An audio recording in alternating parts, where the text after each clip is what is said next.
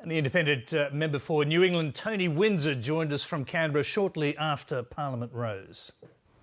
Tony Windsor, thanks for joining us. Oh, pleasure, Tony. Now, I recall that your meetings with Ross Garnaut and Lord Stern on climate change action were decisive in swinging you towards backing Julia Gillard. So, from your point of view, does getting this legislation through justify the decision to put Labor into power? Well, I think it's one of the things, but I'm very proud to be part of today's decision, as I'm sure Rob Oakeshott is as well.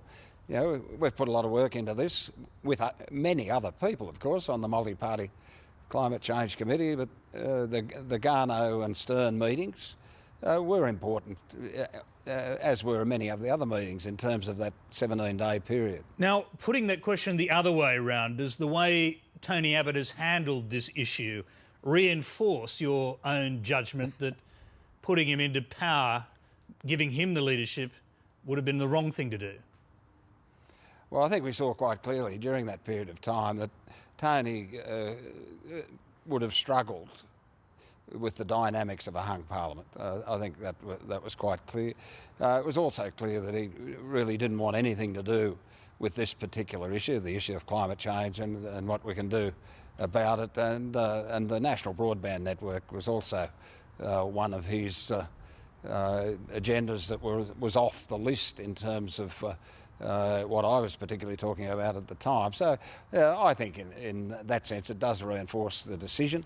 There are some positive long-term big initiatives getting through the Parliament, and obviously today's decision was one of probably the biggest one that this Parliament will see. And I'm pleased to be involved in something that I would have thought most Australians would think is important, the future generations of people who are going to live on the planet. I'm pleased to have been involved with something that is very long-term in nature and beyond the political cycle and beyond the short-term nature that has dominated our politics in recent years. Well, Tony Abbott, of course, has taken a blood oath now to repeal the legislation. Are you worried that history will be on his side and that all this will be reversed?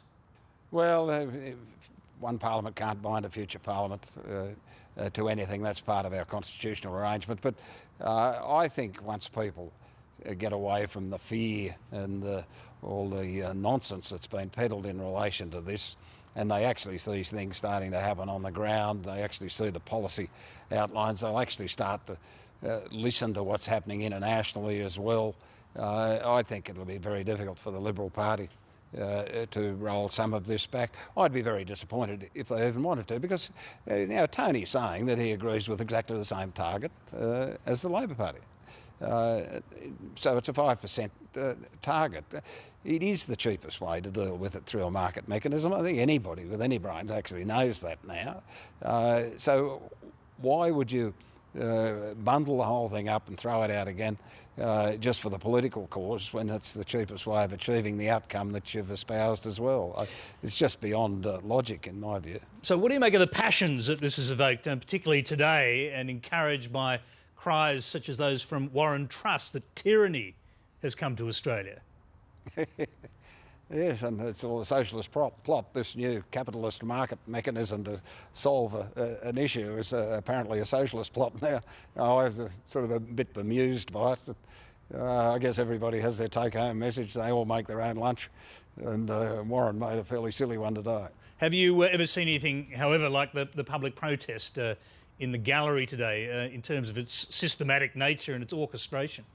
Yes, I have. Probably not quite as grand as today's event, because it was orchestrated, there's no doubt about that. It wasn't just a casual group of people who happened to be sitting together that all had the similar slogan in their mind at the same time. Yeah, can I just interrupt you there? I mean, if you say it was orchestrated, do you believe, as Anthony Albanese, the manager of government business, claimed today, that it was actually orchestrated by the opposition, who he claims signed in many of these protesters? Well, no, I don't know. And people have the right to voice their opinion. That's the great thing about democracy. And I don't have a problem with people coming to the building. I think if it becomes a daily event where the Parliament or question time is actually disrupted by the gallery that some changes may well take place. And I think that'd be a great shame, because I think most people want to come to the Parliament to hear what the parliamentarian's on about, not be part of the theatre itself. Earlier this year you told us that effectively the government had done a very poor job of selling this change. What have they got to do now to turn around the public opinion, and can they? Well, I think they've got to get out there and market it, not the politics of it. Not the politics of it. There's a clean energy fund that's formed, $10 billion. There's a land sector fund of, I think it's $1.7 billion. There's a whole range of programs and schemes that can be put in place.